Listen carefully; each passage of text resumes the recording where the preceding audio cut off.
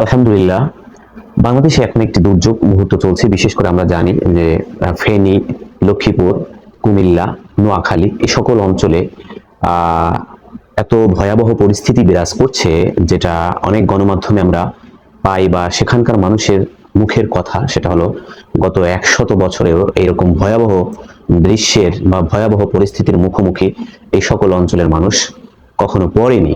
কতটা ভয়াবহ পরিস্থিতির মধ্যে এই সকল মানুষরা পড়ছে।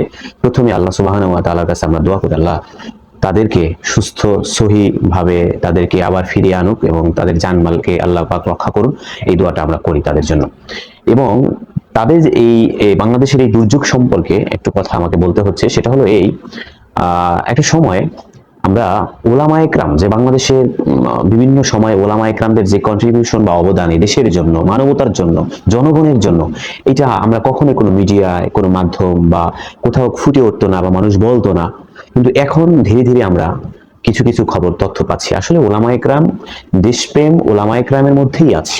আপনি এটাকে মানেন বা না মানেন।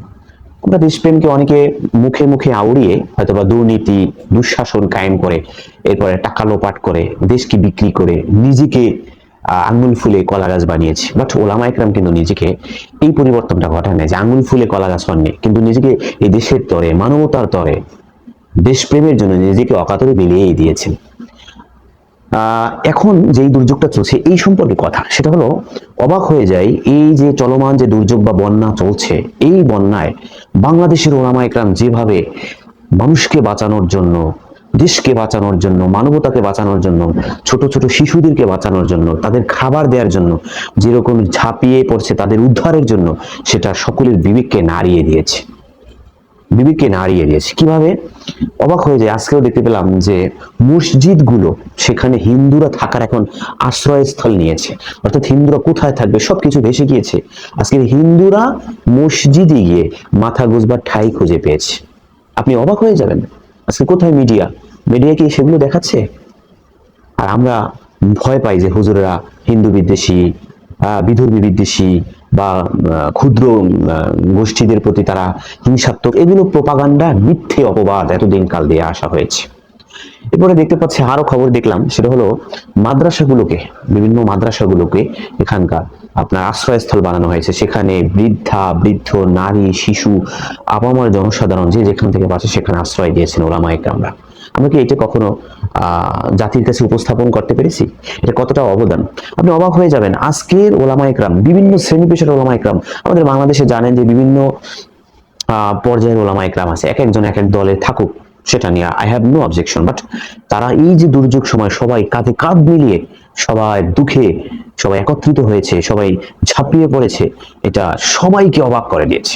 আপনি জানেন আসুন্না ফাউন্ডেশন, যেটা পরিচালনা করছেন শেখ আহমদুল্লাহ সাহেব, তো হজরতের নেতৃত্বে আজকের বিশাল একটি বহর আমরা দেখেছি যে মানুষের ত্রাণ কার্য অর্থাৎ খাদ্য তারা বিতরণ করছেন, বিশাল এক কর্মযজ্ঞ তারা চালাচ্ছেন, আলহামদুলিল্লাহ।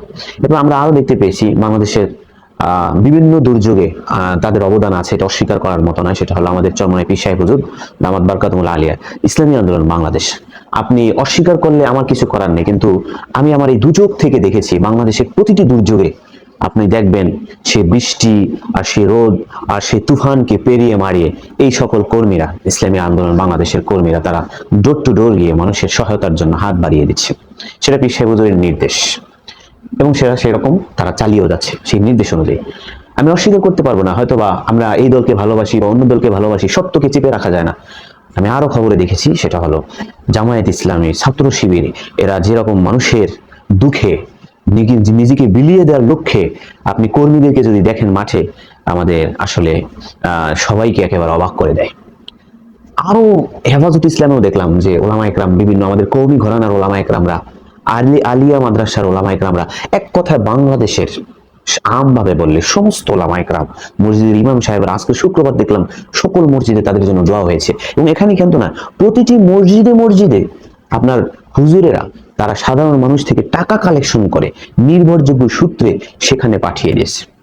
সেই বন্যার তো অসহায় মানুষের পাশে তারা দাঁড়িয়েছে, যারা যেতে পারে নাই, কিন্তু এখানে ঘর টু ঘর গিয়ে মানুষের কাছ থেকে 2 টাকা, 5 টাকা, 10 টাকা উঠিয়েও তারা চিন্তা করেছে না, এখানে আমাদেরকে পার্টিসিপেট করা উচিত, এটা আমাদের নৈতিক দায়িত্ব। আজকে কি আমরা তাদেরকে কে কোথার একটা ব্রিজ করে আজকে ছবি তুলে মিডিয়ায় দিয়ে সে বড় বাংলাদেশের মহানুভব মহান দাতা সেজে লাখো কোটি টাকা বিদেশে পাচার করছে। আর এই যে ওলামায়ে কেরাম, তারা যে আসলে নিঃস্বার্থ, না তারা চায় মিডিয়ায় তাদের ছবি উঠুক, না তারা চায় তাদেরকে নিয়ে মানুষ গল্প করুক, কারণ তারা হাদিস জানে যে মানুষকে দান করলে সেটা গোপনে দান করাটাই উত্তম। এই জন্য তারা মিডিয়ার কাছেও যায় না, আর মানুষের কাছে বকবকও করে না।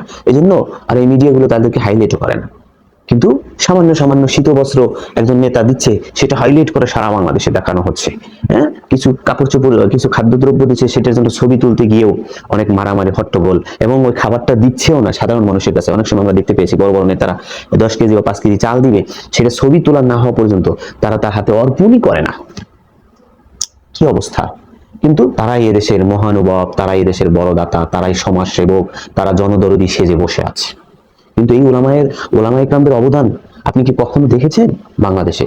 আপনার সত্য চোখে আমি উন্মোচন করার জন্য দৃষ্টি আকর্ষণ করছি। আরো অনেকগুলো বিষয় আমার সামনে আছে, আজকের আমি আর বললাম না। কিন্তু মানবতার জন্য ওলামায়ে কেরাম আরো একবার পরীক্ষায় তারা উত্তীর্ণ হয়েছেন। আল্লাহ পাক বাংলার সমস্ত ওলামায়ে কেরামদেরকে কবুল করুক। ওয়া আখিরু দাওয়ানা আলহামদুলিল্লাহি রাব্বিল আলামিন।